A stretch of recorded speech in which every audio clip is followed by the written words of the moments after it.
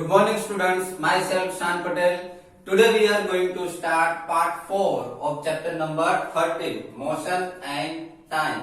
जैसे कि बच्चों हमारा चैप्टर नंबर 13 जो है उसमें लास्ट लेक्चर में पार्ट 3 में हमने टाइम के बारे में स्टार्ट किया था, मेजरमेंट ऑफ टाइम स्टार्ट किया था पार्ट 3 में।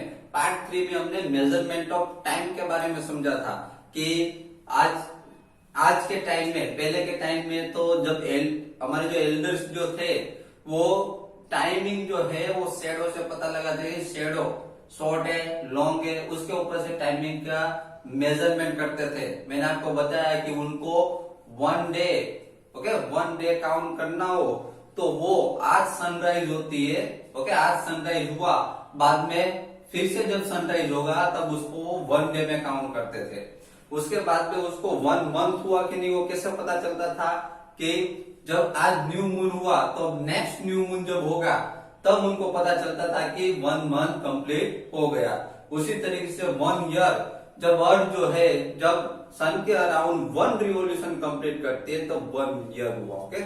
उसमें हमने बाद में हमने शॉर्ट टाइम के बारे में समझा था। आजकल के टाइम में तो अभी ऐसी क्लॉक्स आ गई है जो 1 डे से भी कम टाइमिंग हमको दिखाते हैं, 1 आवर 2 आवर 3 आवर्स दिखाते हैं ना, मिनट्स में भी टाइमिंग दिखाते हैं, सेकंड में भी टाइमिंग दिखाते हैं। उसमें हमने मैंने आपको क्लॉक दिखाई थी, पेंडुलम वाली क्लॉक। तो आज वो पेंडुलम वाली जो क्लॉक है, पेंडुलम किस तरीके से वर्क करता है उसी के बारे में आज के लेक्चर में पार्ट 4 में हम समझेंगे। See here part 4 simple pendulum. आज हम सिंपल पेंडुलम के बारे में समझने वाले हैं। The working of clocks is rather complex. यहाँ पे ऐसा बताया कि वर्किंग ऑफ क्लॉक्स का जो वर्किंग जो है वो कैसा है, complex, but all of them make use of some periodic motion. लेकिन इसमें से all of them, most of जो है वो पीरियोडिक मोशन में होती है। एक क्लॉक का जो वर्किंग जो है वो सब क्या है, पीरियोडिक मोशन में, पीरियड वाइज फिक्स होता है वो। One of the most well known periodic motion is that of simple pendulum. उसमें से सबसे मोस्ट पीरियोडिक मोशन जो है वो एक है इसमें से सिंपल पेंडुलम, जिसके बारे में हम आज समझने वाले हैं। यहाँ पे मैंने फिगर ड्रॉ की हुई है, देख लीजिए। यहाँ पे ये सिंपल पेंडुलम है, दिखाई दे रहा है, ये सिंपल पेंडुलम की फिगर है, देख लीजिए। ये सिंपल पेंडुलम की फिगर है। ये जो नीचे जो रेड कलर का आपको दिख रहा है बॉल जैसा, उसको बॉब कहते हैं। क्या कहते हैं, बॉब। वो आगे मैं आपको समझाऊंगा बॉब के बारे में, उसकी डिफाइंस के बारे में। ये सिंपल पेंडुलम है, देख लीजिए ध्यान से, सिंपल पेंडुलम इस तरीके का होता है। मैंने आपको कल क्लॉक में ड्रॉ करके दिखा था, क्लॉक में नीचे था सिंपल पेंडुलम, है ना।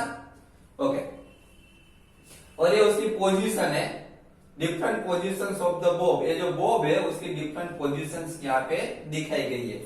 वो हम डिटेल में समझेंगे। See here a simple pendulum consists of a small metallic ball or a piece of stone suspended from a rigid stand by a thread।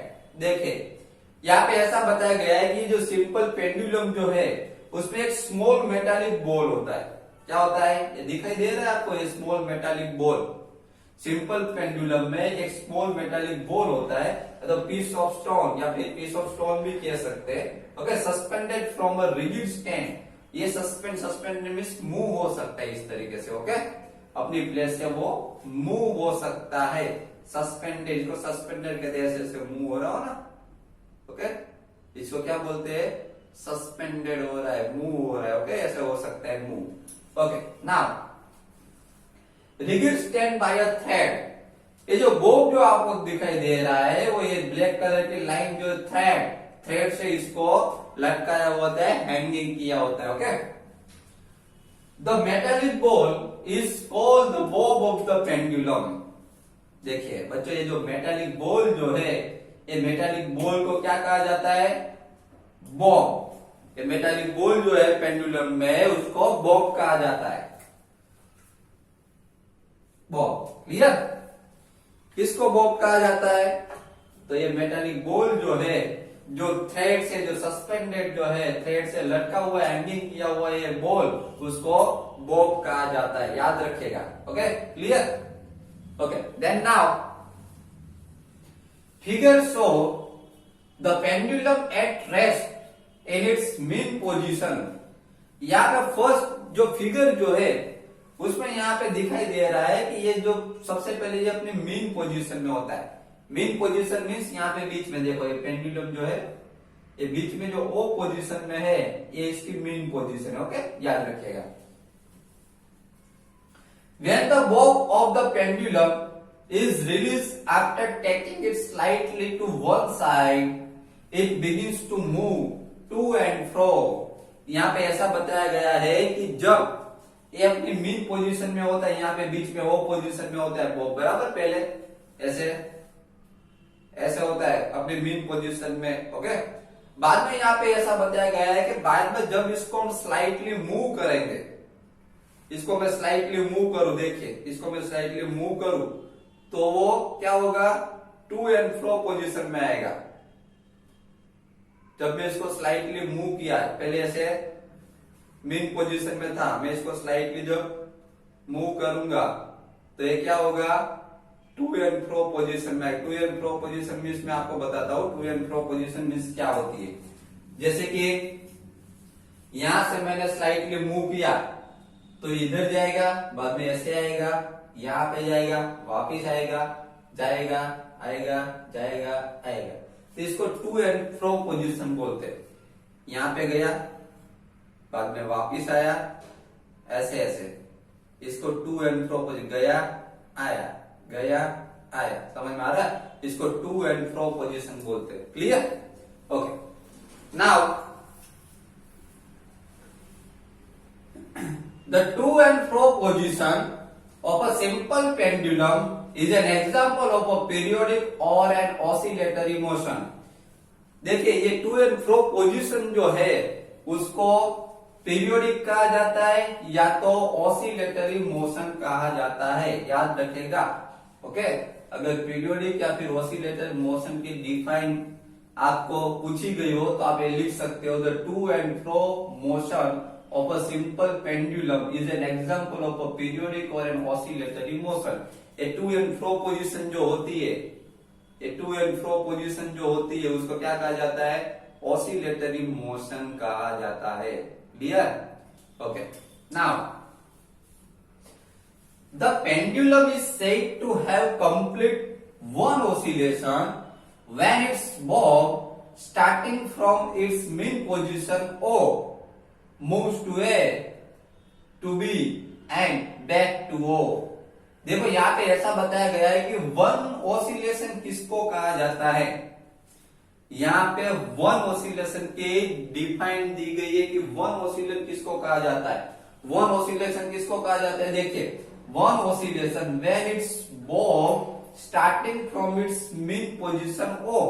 जब बॉब जो है अपनी मीन पोजीशन O से स्टार्ट होगा, कहां से स्टार्ट होगा, अपनी मीन पोजीशन ओ, वो पहले यहां पर है ओ पे, बराबर, ओ से स्टार्ट होगा, मूव्स टू ए, ओ से स्टार्ट होकर यहां से यहां आएगा, ए पे आएगा, moves to A to B, O position, पहले ओ पोजीशन में होगा मीन पोजीशन में, बॉब जो है पहले यहाँ पे मीन पोजीशन में होगा, बाद में ए के साइड मूव होगा, बाद में ए टू बी यहाँ पे मूव होगा और बाद में वापस जब ओ पे आएगा तब उसका वन ऑसिलेशन कंप्लीट हुआ। याद रखिएगा, वन ऑसिलेशन कब कंप्लीट होता है, बॉब जो है पहले यहाँ पे मीन पोजीशन में होता है, स्टार्टिंग पोजीशन में, यहां से मूव होके ए पे जाएगा, ए से मूव होके बी पे जाएगा और बी से मूव होके वापस जब ओ पे आएगा तब उसका वन ऑसिलेशन कंप्लीट हुआ। समझ में आ रहा है? वन ऑसिलेशन की एक डिफाइन हो गई। फिर से एक बार समझा दो, वन ऑसिलेशन मींस ओ से ए पे गया, बाद में बी पे आया, बाद में वापस यहाँ पे ओ पे आएगा तब वन ऑसिलेशन कंप्लीट हुआ। क्लियर? तो यहाँ पे वन ऑसिलेशन की डिफाइन हो गई है। Okay, when pendulum is said to have complete one oscillation, जब वन ऑसिलेशन किसको कहा जाता है, when its bob starting from its mean position O से स्टार्ट होके moves to A to B and back to O, okay, O से start होके ए to B जाएगा और बी के वापिस ओ पे आएगा, इस ओ के स्टार्ट होके वापिस जब ओ पे आएगा मीन पोजीशन में आएगा तब वन ऑसिलेशन कंप्लीट हुआ। Then now the pendulum also completes one oscillation when its bob moves from one extreme position A to the other extreme position B and comes back to A। देखो यहां पर भी वही कहा गया है कि वन ऑसिलेशन कब कंप्लीट होता है, तो जब बोब जो है जब ए पोजीशन से जब वापस बी पोजीशन पे आएगा, ए से स्टार्ट हुआ बोब, ए से बी पे गया और बी से वापस जब ए पे आएगा, मीन्स जिस पॉइंट से जब बोब जो है जहां से मूव होना स्टार्ट किया था वापस जब वहां पे आ जाएगा तब उसका वन ऑसिलेशन कंप्लीट हुआ। समझ में आ रहा है? इसका मतलब ये हुआ कि जब बोब ए पोजीशन से, अगर मैं ए से लू तो ए से होके जब वो बी पे जाएगा, ए पोजीशन से जब मूव होके जब बी पे जाएगा, बी से वापिस ए पे आएगा तब उसका वन ऑसिलेशन कंप्लीट हुआ। अगर मैं ओ से काउंट करूं मीन पोजीशन से ओ से, तो ओ से जब ए से मूव होके वापस बी पे और वापस जब ओ पे आएगा तो वन ऑसिलेशन कंप्लीट हुआ। मीन जहां से स्टार्ट होता है वहीं पे जब वापस आता है तब वो वन ऑसिलेशन कंप्लीट हुआ। Clear? Okay, now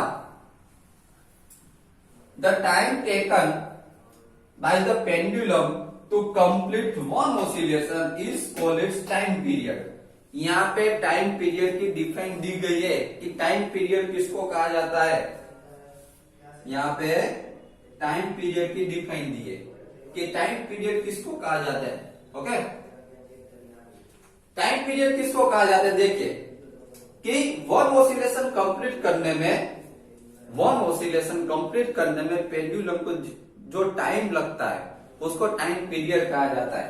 the time taken by the pendulum to complete one oscillation complete करने में पेंडुलम को जो टाइम लगता है उसको टाइम पीरियड कहा जाता है। क्लियर? तो यहाँ पे आपने थ्री डिफाइन ठीक से आपने देखी। फर्स्ट बोब, आपने बोब के बारे में देखो, metallic ball of the simple pendulum, ये बोब की डिफाइन है। The metallic ball of the simple pendulum is called the Bob. यहाँ पे बोब की डिफाइन हुई। ओके, उसके बाद वन ऑसिलेशन की डिफाइन हुई कि वन ऑसिलेशन किसको कहा जाता है। ओके, किसकी डिफाइन हुई? वन ऑसिलेशन किसको कहा जाता है? तो when bob starting from its mean position O, जब बोब जो है अपनी मीन पोजीशन ओ से स्टार्ट होके, देखिए मीन पोजीशन ओ के स्टार्ट होके ए पे जाएगा और ए से मूव होके वापस बी पे जाएगा और वापस जब ये मीन पोजीशन ओ पे आएगा तब वन ऑसिलेशन कंप्लीट हुआ, ऐसा कहा जाता है। क्लियर? देन टाइम पीरियड, उसके बाद में defined of time period. Time period की define, the time taken by the pendulum to complete one oscillation is called its time period। Means one oscillation complete करने में पेंडुलम को one oscillation complete करने में जो टाइम लगता है, okay, means ये वन ऑसिलेशन ओ से स्टार्ट होके वापिस जब ओ पे आएगा, बराबर, उसमें कितना टाइम लगा, वो जो टाइम लगता है वन ऑसिलेशन कंप्लीट करने में उसको टाइम पीरियड कहा जाता है। क्लियर? ओके, तो यहाँ पे बच्चों आज के लेक्चर में पार्ट 4 में हमने बहुत ही इंटरेस्टिंग टॉपिक सिंपल पेंडुलम के बारे में समझा। ओके, इस वीडियो को फिर से अगर आपको पता ना चला हो तो 2-3 टाइम्स फिर से इसको देख लीजिए। ओके, ध्यान से और समझ लीजिए। बाकी के जो इंटरेस्टिंग पॉइंट है इसके बाद, ओके, वो हम नेक्स्ट लेक्चर में समझेंगे। Clear? Thank you very much.